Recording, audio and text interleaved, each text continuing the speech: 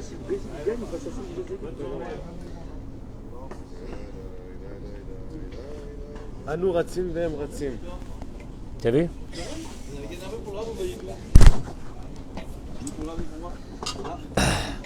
Pour la réfoua chez les mains, vous avez des réfouas chez les mains? Shalom Ben David, Moshe Ben Chana, Bibracha ou Be'atzlacha Be'ezrat Hashem.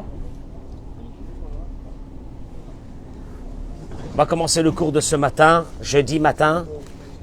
Samuel, est-ce que tu restes un peu avec nous? Merci. Olivier est revenu, Mazal Tov. On peut l'applaudir, un Baal Tchouva. Il n'était pas là, il était en France pendant combien de temps? Une semaine, n'importe quoi. Qu'est-ce que tu as fait là-bas? Qu'est-ce que tu as fait? C'est la dernière fois que tu nous fais ça. Il est revenu au soleil, il avait un sourire ce matin, il était heureux de revenir.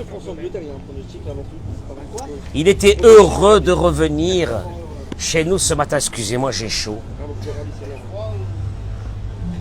Vous pouvez commencer à me mettre les noms de Refoua chez les Mas, s'il vous plaît. Mesdames et messieurs qui vous connectez. Et de partager ce cours de Torah. Be'ezrat Hashem. Excusez-moi, il fait chaud. Mordechai, ouvre-moi la baie vitrée là, s'il te plaît, pour que je dise à tous ceux qui sont encore à l'intérieur qu'on a commencé le cours. Merci. Shai, qu'est-ce que tu fais, mon chéri? Viens.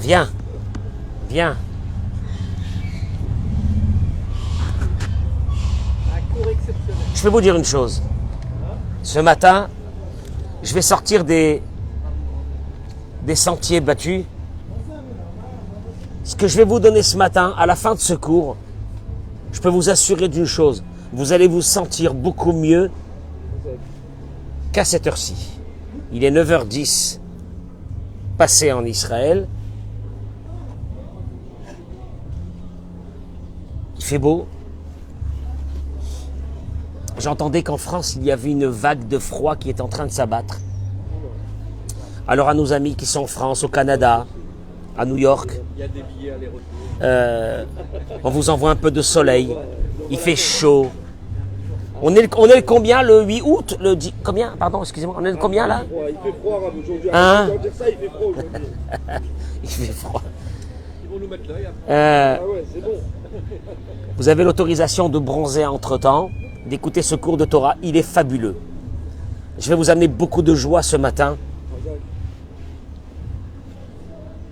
Nous avons tous nos épreuves. Je répète les paroles de Rabbi Nachman de Breslev, que chaque être humain a ses épreuves qui sont déjà préparées pour sa vie. Et nous avons un seul travail dans notre vie, de quelle façon nous allons aborder nos épreuves. On va le voir. Ne pense pas que les épreuves que tu as dans ta vie, c'est un accident, et que tu n'aurais pas dû les avoir, et que tu ne comprends pas pourquoi tu les as eues, et tu dis au bon Dieu, je ne comprends pas, et je ne suis pas content du tout. Les épreuves de notre vie sont déjà préparées. Notre épreuve à nous sera de quelle façon nous les abordons.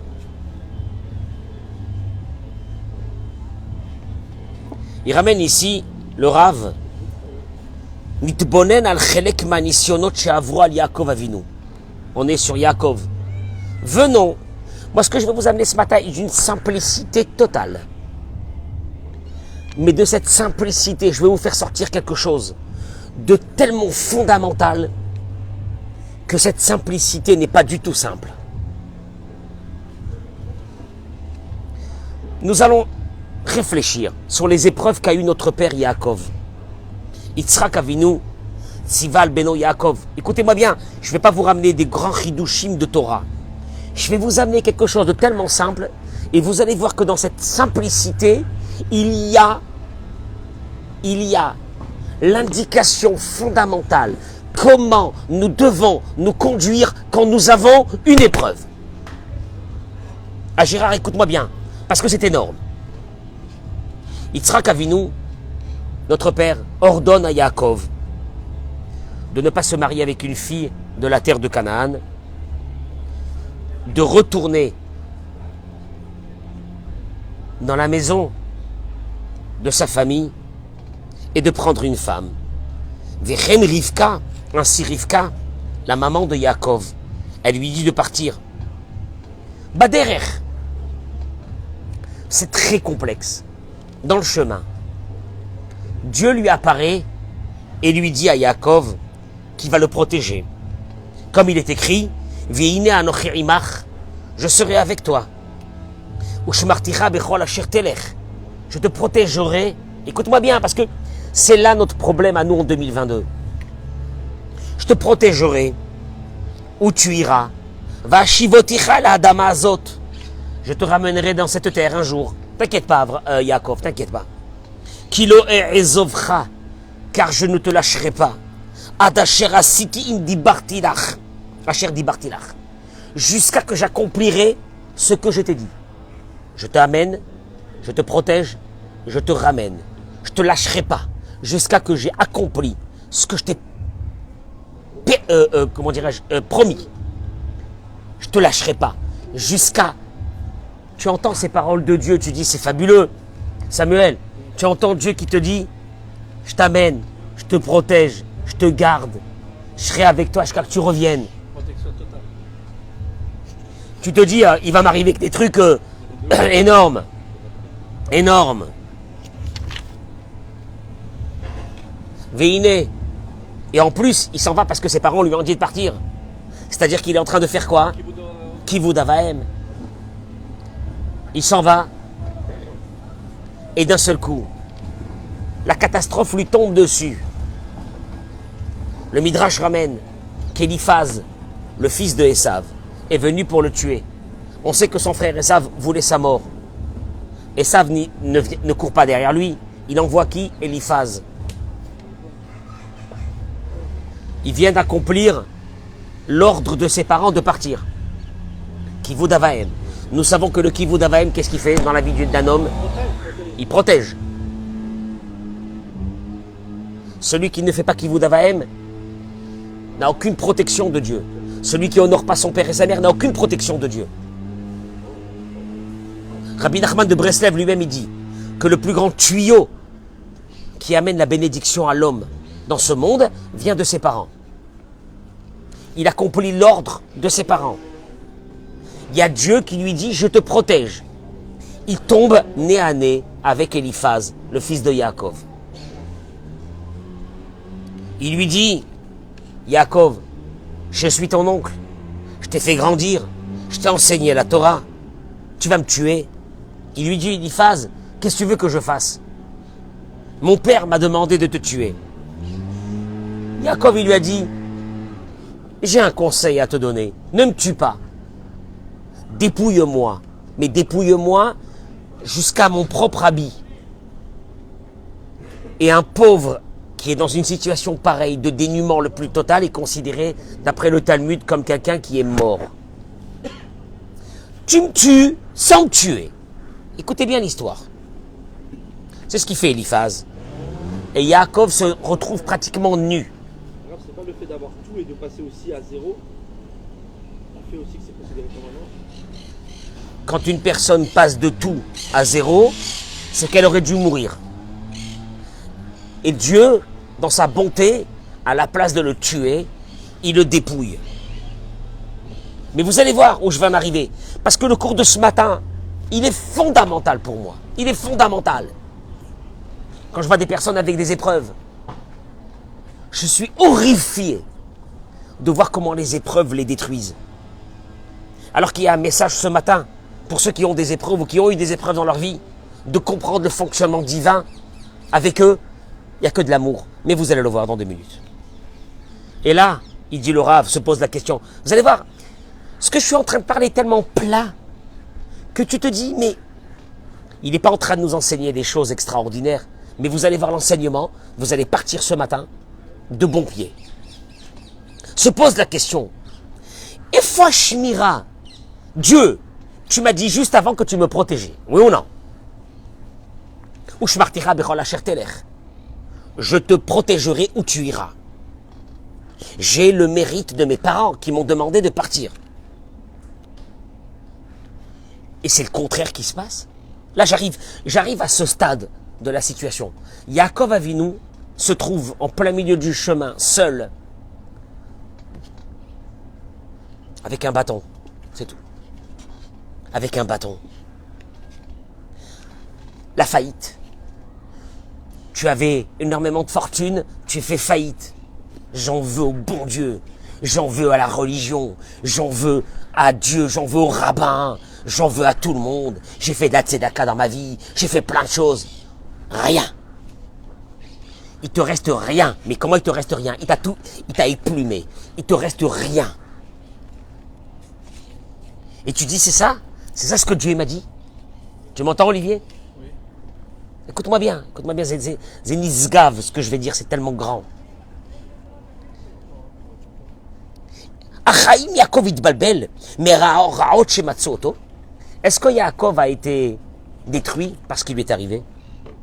Est-ce que sa émouna, sa foi est partie? Lovalo, il dit le Rav Arouche, pas du tout. Yaakov Avinu li shartamim be'emunato. Il est resté entier dans sa foi. Je vais vous montrer le livre. Chez Arav Bitoda. Il ne reste plus rien de ce livre. Je suis tous les matins, je suis tous les après-midi, tous les soirs avec ces livres-là de Emouna. Je vis avec ça. Comment je vis avec ça? La maladie de l'humanité, c'est qu'ils ne vivent pas avec ce genre de livres.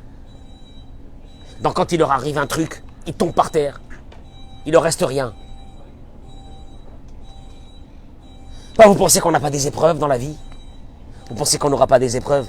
Je le dis aux jeunes qui écoutent ça, qui ont encore des enfants qui sont encore jeunes.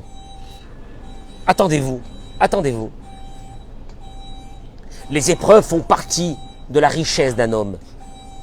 Si tu n'as pas d'épreuves, c'est que tu es mort. C'est que tu es déjà mort. Tant que tu es vivant et que tu fais partie du monde des vivants et que Dieu t'aime, il y aura des épreuves. Alors, essayez d'apprendre comment est-ce qu'on aborde une épreuve dans la vie. Il dit, Yaakov Avinu,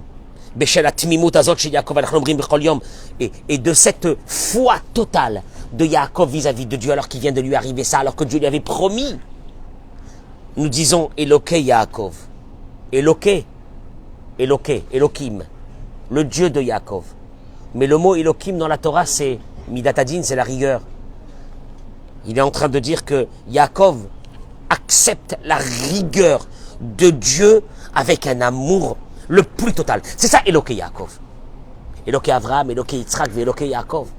Il accepte la rigueur de Dieu avec l'amour la plus totale. Shafapi Shelo Evin. Alors qu'il n'a pas compris ce qui lui arrive. Et Emin, il a eu la foi chez Akol et Tova, que tout est pour le bien. J'explique. Tu me dis que tu me protèges. Tu me dis que tu me gardes. Tu me dis que tu es avec moi. Et je me trouve comme un clochard. Le pire au monde. J'ai aucun problème. Je n'ai rien compris. Je reste avec toi. J'ai tellement confiance en toi que je sais que tu m'aimes tellement que ce que tu es en train de m'envoyer comme épreuve est que pour le bien. Tu me suis? C'est pas un travail de Dieu, on va le voir, c'est un travail de l'homme. Les quatre Zelonigmar, c'est pas terminé. Yaakov et Gia, les Beth Lavan, c'est notre histoire des parachiotes qu'on est en train de faire cette semaine et la semaine dernière. Il arrive dans la maison de Lavan, il est pauvre. Il commence à travailler chez Lavan. Et il lui dit que il veut travailler parce qu'à l'époque on payait ce qu'on appelait une dot. Il n'a pas de dot. Je travaille 7 ans. Donne-moi ta fille Rachel. Lavan, il lui dit, il n'y a aucun problème, tu travailleras 7 ans, je te donne ma fille Rachel. Nitbonen. Il dit, réfléchissons un instant. Parce que nous connaissons la suite de l'histoire. Réfléchissons un instant. Si Yaakov avait eu cet argent qu'Eliphaz l'a dépouillé, il aurait pris Rachel le même jour. Alors que maintenant qu'il est pauvre, il a travaillé combien de temps? 7 ans. Tu sais quoi? En fait, le Rav, il te dit ici une chose. Dans ta vie, tu as des épreuves que pour les comprendre, il te faudra du temps.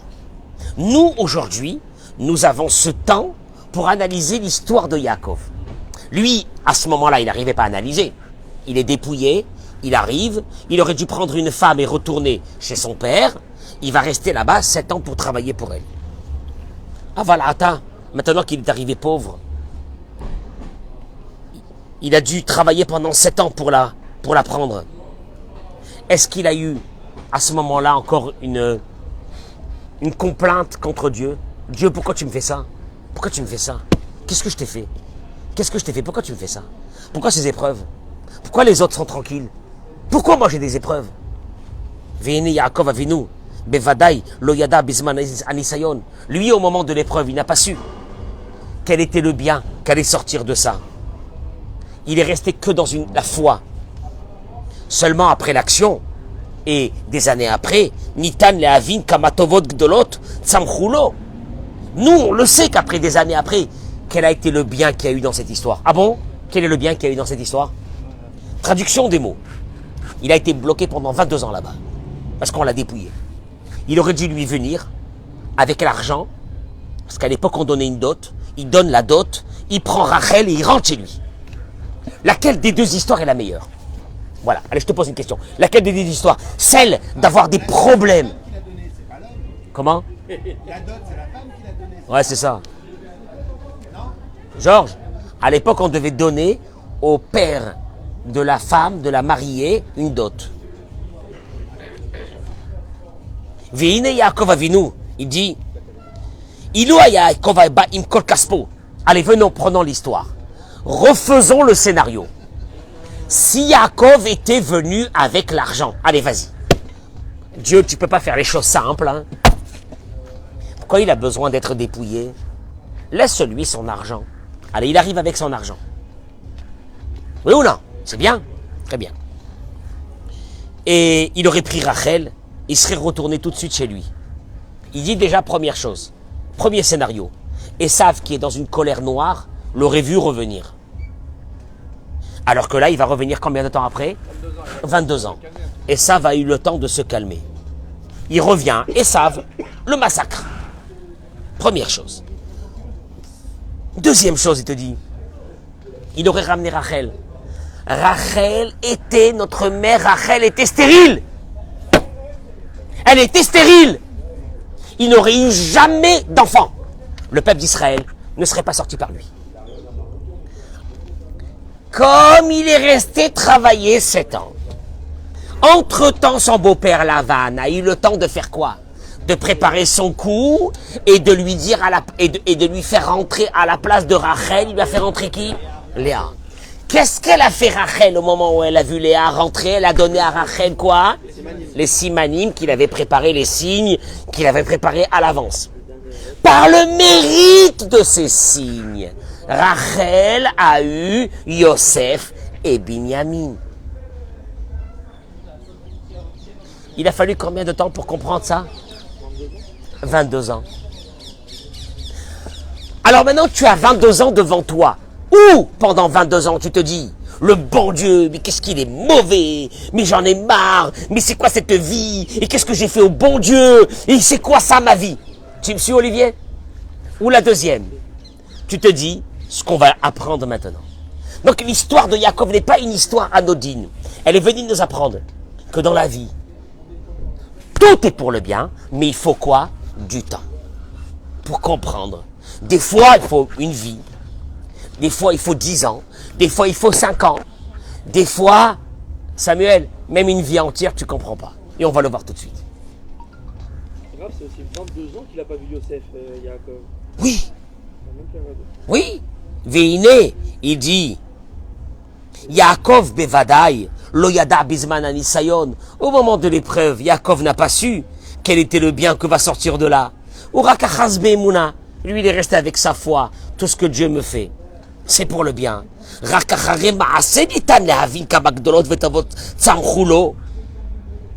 C'est seulement après des années qu'il s'est rendu compte que si il n'avait pas passé ce qu'il a passé chez Lavan, jamais il aurait pu avoir des enfants de cette femme Rachel.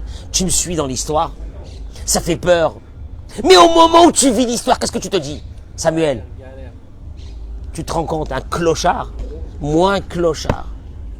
Moins clochard. Et en plus, Dieu, il a poussé la méchanceté à son paroxysme. Il m'a dit qu'il allait quoi?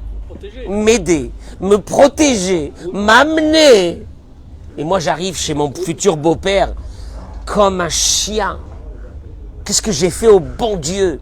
Et Dieu dit, attends 22 ans, on verra. Et là, il ramène, il dit,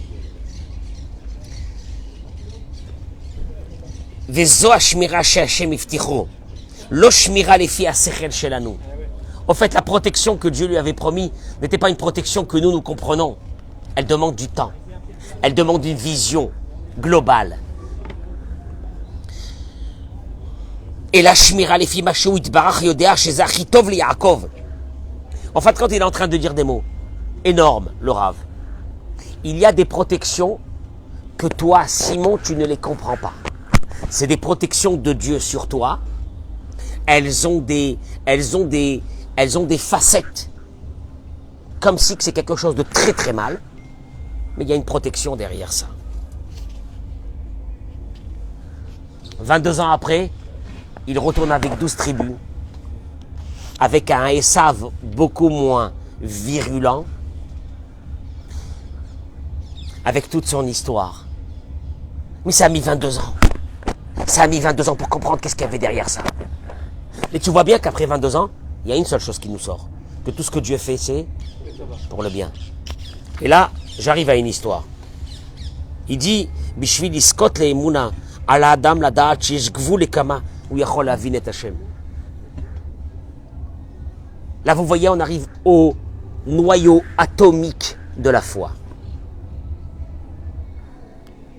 Pour vivre avec cette foi, à la Adam la date, à l'homme, il doit savoir. Chez Gvoul, il y a une limite à ce qu'il peut lui comprendre le fonctionnement de Dieu. Il y a une limite.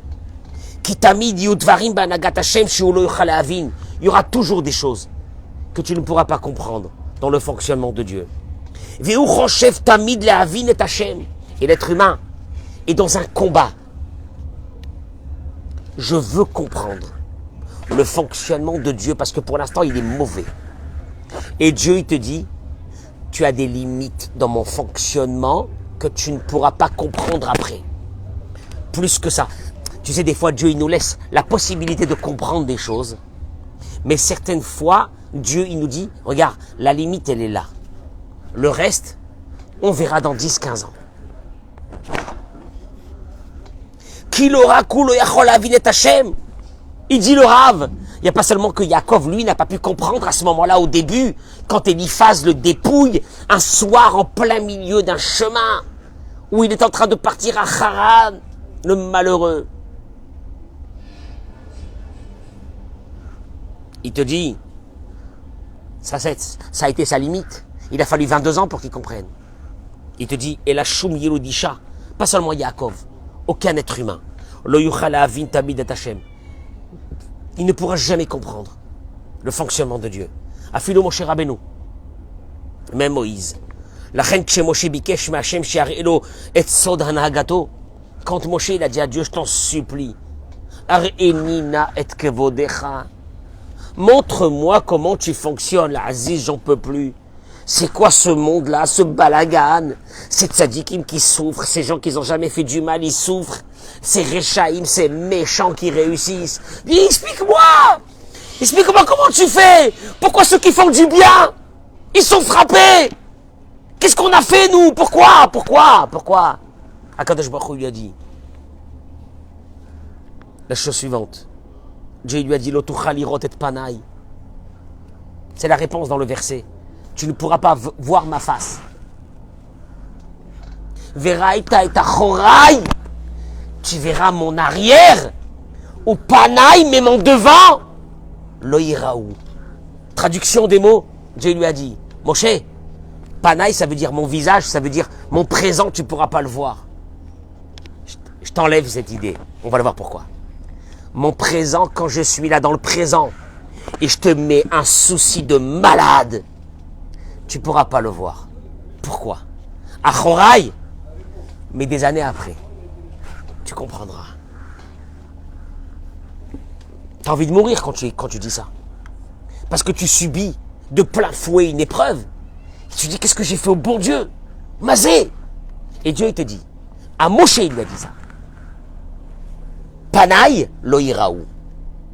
Mon visage, qui veut dire mon présent, quand je te vois, Gérard, devant moi, c'est le présent. Quand tu t'en vas, je vois ton arrière, entre guillemets. C'est ce qu'il lui a dit Dieu. Il faudra des années pour que tu comprennes. Zonekuda yesodit meod, dit le Rav. Chez Adam yeda, chez Beshaat nisayon ou le olam lo yuchal adaat, chez Akol et Tova. Au moment de l'épreuve, laisse tomber. Tu vois, le Rav, il est en train de dire un concept. On essaye de trouver au moment de l'épreuve, Samuel, quel est le bien. Dieu te dit, écoute mon pote, au moment de l'épreuve, laisse tomber. Laisse tomber. Samuel, et pourquoi? Moi, j'aurais bien voulu qu'au moment de l'épreuve, je sais déjà que c'est pour mon bien. Où est le problème? Pourquoi pas? Allez, tu m'envoies une épreuve et tu m'envoies aussi tout de suite la vision claire. Pourquoi c'est pour le bien? Bien, Eric, on serait pas bien avec ça? Il n'y a pas le même mérite non plus. Il te dit, Enkan Shum Nisayon. Parce que alors là, tu n'as plus de raison d'être dans ce monde. Parce qu'il n'y a pas d'épreuve. Quand Nisayon va à Bechira, Emra Kacher Alpi Asechel, Zeloïra Elora. Le Nisayon est le libre arbitre de l'homme, l'épreuve est le libre arbitre de la personne. C'est seulement quand, d'après ton intellect, tu es en train de te dire c'est la kata. Qui a madrega la da'at merosh et chakol etova. Parce que de savoir que tout est bien depuis le début, ze madrega sheshum ben enosh lo chalagia. Il te dit, aucun être humain ne pourra arriver à ce stade. Qu'au moment de l'épreuve, tu sais que c'est pour le bien. Tu sais pourquoi? Parce que c'est bitul la bechira. C'est l'annulation du libre arbitre. La chen zelo meshanek mi adam. Il te dit, shum adam shechai ba'olam hazeh. ויש לו ניסיונות, לא יוכל להגיע לדרגה שידע מראש שזה טובה. גם לא משה רבנו וגם לא רבי עקיבא. Il te dit ni Rabbi Akiva, ni Moshe Rabbeinu, ni personne ne sauront au moment de l'épreuve que c'est pour le bien. Parce qu'au fait, ta Bechira, ton libre arbitre, n'est pas sur l'épreuve. L'épreuve, elle va arriver. Ton libre arbitre est, au moment où c'est que l'épreuve, elle te tombe dessus, tu reçois un coup de téléphone, tu fais quoi? Tu fais quoi à ce moment-là? Il y a une épreuve qui te tombe dessus. Olivier, tu fais quoi au moment de l'épreuve? C'est ça ton libre arbitre. L'épreuve elle-même, elle est obligée d'arriver. Mais comment tu vas l'aborder, cette épreuve? C'est là ton libre arbitre. Tu meurs ou tu es transcendé de joie? Maman de joie, il est fou. Mais il est fou. Mais il est fou. Mais il ne sait pas l'épreuve que j'ai, je vais mourir. Il me dit de joie. Il dit la chose suivante. C'est la base de la base où est suspendue dessus toute la foi juive. Il te dit, il y a beaucoup de personnes qui n'arrivent pas à concevoir ça. C'est un point fondamental qui nous manque dans notre vie. Il dit, je vous répète,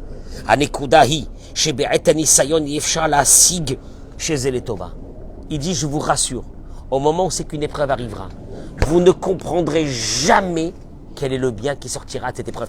Parce que notre combat, on va le voir, et qu'on essaye, même quand on a la foi, on essaye qu'au moment où on a l'épreuve de trouver une raison logique qui va nous amener à quelque chose de bien. Tu me suis? Il te dit, ne rêve pas, tu ne sauras pas. Adraba, apia sechel, zevadaï lotov. Au contraire, Dieu va t'envoyer une épreuve que d'après ton intellect, cette épreuve-là est horrible. Et là, il te laisse. Horrible. Monstrueuse. Catastrophique. Destructrice. Tu vois des femmes qui pleurent. Des hommes qui pleurent. Des divorces. Des problèmes avec les enfants. Tu dis, où est le bien là-dedans? Il peut y avoir encore un peu de bien là-dedans. Le rêve, il n'y a aucun bien. Il n'y a aucun bien. C'est la fin. Adraba, Alpi Asechel Vadaï Zelotov. Il dit au contraire, Dieu va t'envoyer une épreuve que d'après ton intellect, toutes les analyses que tu vas faire sur ton épreuve, c'est horrible. Partagez-moi ce cours. C'est horrible. Al tenassi le yashev le atzmecha basechel sheze le tova. N'essaye pas avec ton intellect de trouver où le bien il peut y avoir dans cette épreuve. Atalotatzliach, tu n'y arriveras pas. Et la gamme ka'asher alpi kol sechel sheba olam. Tu vas arriver à un moment, t'inquiète pas mon chéri, qu'au milieu de l'épreuve, tu diras, ton épreuve, elle est ce qu'il y a de pire dans le monde. Et Dieu va te demander à ce moment-là, Veta amin sheze le tova. Tu vois, le combat, il est le suivant. Avant une épreuve, tu dis rien. Pendant l'épreuve, tu essaies de trouver où est le bien. Et Dieu, il te dit, écoute-moi bien, je vais te dire un truc. Tu ne trouveras pas.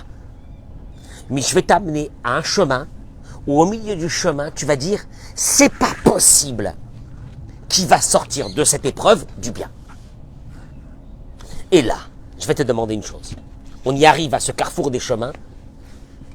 Est-ce que, je vais t'observer, est-ce que tu vas mourir ou tu vas vivre dans la joie à travers cette épreuve qui va me démontrer que tu ne comprends rien, comme Yaakov au moment où Eliphaz l'a dépouillé, et il arrive comme un clochard chez son beau-père, en se disant c'est horrible, mais c'est horrible, mais c'est le sort qui s'acharne sur moi.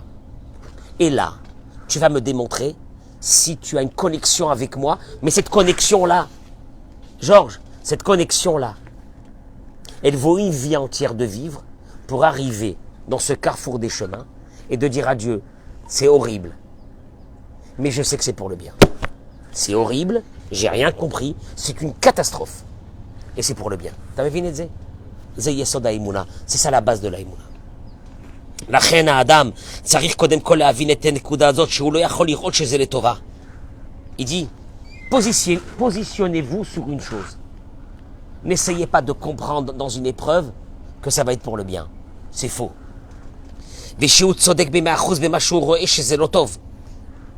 Et arrive à une conclusion que ce qui vous arrive, c'est horrible. C'est bien ou non? Oui ou non? Non, parce que des fois, nous on se dit, ouais, non, c'est les tova. Non. C'est horrible. Et bien que tu as bien analysé ta situation, Dieu te dit, maintenant tu commences à passer à un deuxième niveau. C'est pour le bien. Imuna shlema b'Hashem. Confiance totale en Dieu. Qu'il a une providence particulière envers chaque être humain, avec une précision chirurgicale. Et que Dieu voit ce que toi tu vois pas.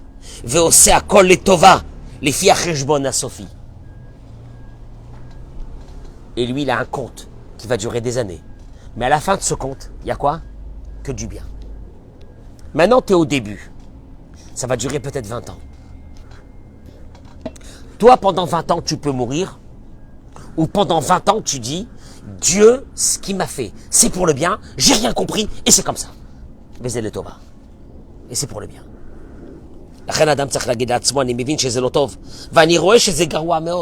Il te dit, l'homme doit dire au moment c'est qu'il a une épreuve, ou la femme doit dire au moment où elle a une épreuve,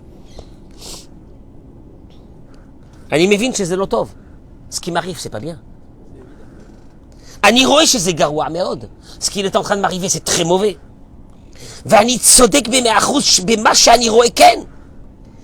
Et mon analyse, elle est réelle. Ce qui m'arrive, c'est une catastrophe. Aval, ani, ma'amin, shakol, letova. Mais j'ai une foi.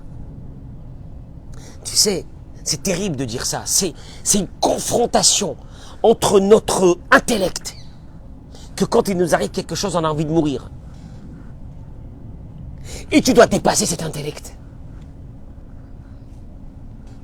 Et de te dire que derrière tout ça, il y a quelque chose de bien. Vous savez comment on appelle ça? La foi juive. Il ramène ici, je termine avec ça. Il ramène ici, il dit Boré Olam, Oseraktov, En Shumra Ba'olam. Vous voyez, c'est quoi la Emouna? C'est quoi la foi juive? Dieu ne fait pas de mal. Je répète ça souvent. Si Dieu voulait nous faire du mal, il nous élimine de ce monde en un instant. Nous, quand on fait du mal à quelqu'un, Eric, c'est parce qu'on ne peut pas le tuer. Oui ou non? Alors, qu'est-ce qu'on fait? On lui fait du mal. Mais Dieu, qui peut t'éliminer en un instant, est-ce qu'il a besoin de te faire du mal? Non. Donc, Dieu n'est pas mauvais. Dieu ne peut faire que du bien. Alors, il la Adam à la Shelot à la Shem, ou Misken Misham, il te dit, quand on a des épreuves, on perd notre foi. Vichi Adam yachol ichyot bli emuna ba'olam hazeh. Il dit, est-ce qu'un être humain peut vivre sans foi dans ce monde? Shelo nadaber al ha'olam haba, mi mafsid ma shelot haelu. Qui c'est qui perd dans toutes ces questions? Ah, j'ai plus la foi, j'ai perdu la foi. Il te dit, qui c'est qui perd? C'est l'homme. Dieu ne perd rien dans cette histoire. Puisque pour Dieu, que tu aies la foi ou que tu n'aies pas la foi, à la rigueur, il s'en fiche. Lama yishla adam shelot al Hashem. Pourquoi un homme, il a des questions sur Dieu? Ki yishlo rak tzad gava. Il a un tout petit peu d'orgueil. Ki ima ita lo ktzat anava. Waya omer le nafsho. Vichi ani yachol lehavin. Boré olam. S'il avait un peu d'humilité, qu'est-ce qu'il aurait dit tout de suite? Est-ce que moi je peux comprendre Dieu? Ani yodea ma koneh shama ba'al etaken. Je termine avec ces mots.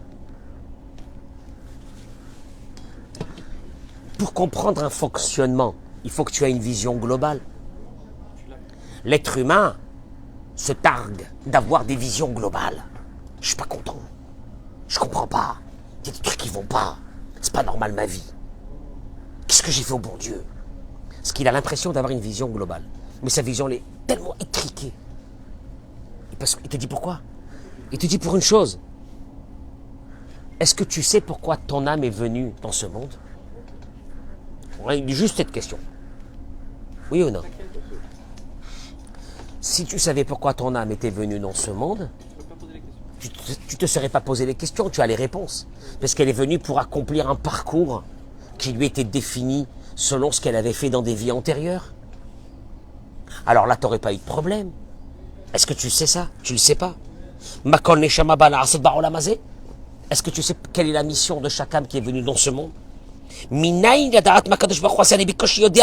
te dit, en fin de compte, tes connaissances sur ta propre vie et sur ceux qui sont autour de toi et sur tes enfants et sur ta famille et sur ta femme et sur ton mari et sur tes parents, ta connaissance, elle est de quoi? De 1%, de 5% de la réalité de la vie. Il te manque 90%, qui sont les parcours de nos âmes pour lesquels elles sont revenues dans ce monde. Donc tu sais quelque chose toi? Et tu es là très énervé. Tu sais, c'est un peu comme quand on prend un enfant et on lui fait un vaccin. Il termine le vaccin, il est dans une colère. Il dit mais c'est quoi ces parents? C'est des barbares. Ils m'ont attrapé de force. Le médecin ou l'infirmière m'a fait un vaccin, ça m'a fait mal. C'est des monstres. Parce qu'il n'y a pas de connaissance. Mais s'il y avait une connaissance globale, qu'est-ce qu'il aurait dit cet enfant? Un vaccin va me sauver la vie. Ça fait mal, mais ça va me sauver la vie. Tout le problème de notre vie, je terminerai ici, il est sur une chose, la méconnaissance de notre parcours dans ce monde. Alors, dans ce parcours, je vous dis à vous les hommes, il va vous envoyer la femme qui correspond à votre réparation de votre âme dans ce monde. Ah, c'est chaud quand je dis ça, hein? Parce que chacun il pense à sa femme. Ah, il se dit, ah, oh là là, elle m'a saoulé. Elle me saoule. Elle me saoule, elle me saoule, elle me saoule, la vérité, elle me saoule. Elle me saoule, j'aurais dû trouver une autre femme. Elle m'a saoulé. T'as pas compris, hein? T'as pas compris que c'était prévu. C'est organisé, c'est cousu main. La femme, elle voit son mari, elle dit, oh là là, celui-là, alors là. Oh, celui-là. Qu'est-ce que j'ai fait de me marier avec moi, une princesse? Qu'est-ce que j'ai fait de me marier avec ce tocard? Mais qu'est-ce que j'ai fait au bon Dieu? Oui ou non? Oui ou non? Je sais rien. Après, il y a les enfants. Mais qu'est-ce que j'ai fait au bon Dieu pour avoir des enfants pareils? Et qu'est-ce que j'ai fait? Qu'est-ce que j'ai fait? Pourquoi? Pourquoi moi? Pourquoi moi? Tu continues, tu élargis le cercle. Et mon travail, et ma parnassa, et ma santé, et tout ça, et mes enfants, et ce que j'ai eu dans la vie. Ça, ce que je suis en train de toucher, c'est le noyau atomique de la Emouna. Dieu ne fait pas de mal. Je ne comprends rien. Ça a l'air d'être horrible, mais Dieu ne fait pas de mal. Yaakov Avinu, il a fallu 22 ans pour voir la photo complète de l'histoire. Yaakov, lui, au moment c'est qu'Éliphaz l'a dépouillé, qu'est-ce qu'il fait, lui? Il dit, j'en ai marre. Mais c'est quoi ce bon Dieu, là? Il m'a averti, il y a 2 jours avant, il m'a averti que quoi? Qu'il me protège. Mais c'est quoi ce mytho? Ni il m'a protégé, ni rien. Je retourne chez moi, je m'en vais, j'en ai marre. Oh non. Qu'est-ce qu'il fait, lui? Qu'est-ce qu'il fait, lui? Il continue. Yaakov, t'arrives avec un micro, tu dis, Yaakov, bon, bah, à ce stade de l'histoire, comment tu te sens, Yaakov, parce que Dieu t'a apparu, il t'a dit, tout ça, je vois bien comment Dieu t'a embrouillé, qu'est-ce qu'on fait? Yaakov, lui, qu'est-ce qu'il te dit? Si Dieu veut que j'arrive chez Lavan sans un centime, c'est pour le bien. Ah bon? Ah bon? C'est bizarre. C'est la première fois que je vois un mec comme ça, qui est dépouillé complètement, il lui reste plus qu'un caleçon, pour partir chez Lavan, chez son futur beau-père, et il est content. Là, le mec, il doit avoir un problème. Et tu vois bien que 22 ans après, l'histoire se construit à travers ça. Ce qui veut dire que quoi? Des fois, on aura l'occasion de savoir pourquoi il nous arrive ces épreuves. Des fois, on ne le saura pas. Mais nous savons tous une chose, comme il dit Rabbi Nachman de Breslev, après 120 ans, ta vie n'est plus une question. C'est horrible. C'est pendant notre vie, c'est une question, c'est un point d'interrogation qui va nous manger le cerveau. Ce point d'interrogation, il va nous manger le cerveau. Il va nous manger la vie. Il va nous manger notre présent. Il va nous manger notre présent. Parce que, et Olivier, c'est ça l'histoire, c'est notre présent. Parce que moi, ce qui m'intéresse, c'est une chose, comment tu vis ton présent. Il y a des gens qui te diront, je peux plus vivre un présent. Parce que j'ai eu un passé horrible. J'ai eu des épreuves dans le passé qui m'ont tué. Je ne peux pas vivre le présent. Il y en a d'autres qui te diront, le présent, il m'appartient. Il n'appartient à personne. Comment il m'appartient? En analysant que le passé, tout ce qui est arrivé, c'est ce que Dieu a voulu. Et si c'est ce que Dieu a voulu, c'était pourquoi? Pour le bien. Le bien éternel. Le bien éternel. Oh, que j'aime pas ce mot. Parce que moi, ce qui m'intéresse, moi, Gérard, c'est quoi? C'est maintenant. C'est de vivre maintenant. Non. Non. Ta vie de maintenant n'est qu'un scénario pour l'accomplissement d'un projet de ton âme qui est éternel. Elle a un passé. Elle a actuellement un présent et puis elle aura un futur. Alors, je te demande une seule chose, mon pote. Tu sais quoi? Vis bien ton présent. Parce que ton présent, il t'appartient à toi vraiment. Mais à une condition. C'est que tu intègres dans ta vie cette idée qui est fondamentale. Tu vas recevoir des claques? C'est pas des claques. C'est des claques. Ça fait mal. Mais c'est pas des claques. Tu t'en veux sur ton passé. Tu avais le libre arbitre de faire la bêtise que tu as fait ou que tu n'as pas fait. Mais quand elle a été faite, c'est dans les mains de Dieu. Et si c'est dans les mains de Dieu, c'est la volonté de Dieu. Et si c'est la volonté de Dieu, c'est pour le bien. Si c'est pour le bien, accepte-la. Donc à partir de là, pas de regret pour le futur. Le futur, il appartient à Dieu. M'en fiche. Je m'en fiche du futur. Ah, il n'est pas conscient, le mec. Ah, il n'est pas conscient, le mec. Il aurait pu changer son. Il aurait pu changer ça, Yaakov, parce qu'il était très fort. Il aurait pu le massacrer à une phase. Et je crois que Yaakov. Ou il aurait pu faire ça.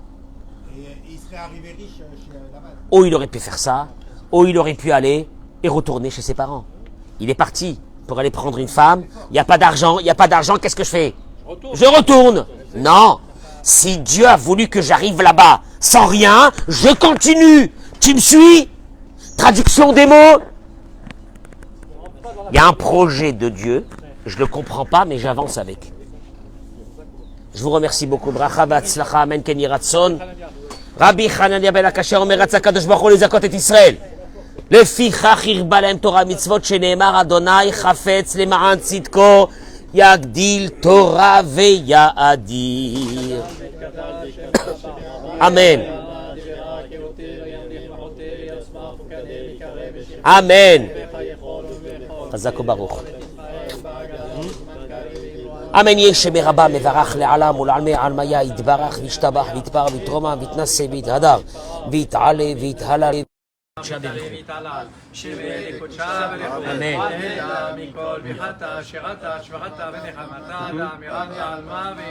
אמן.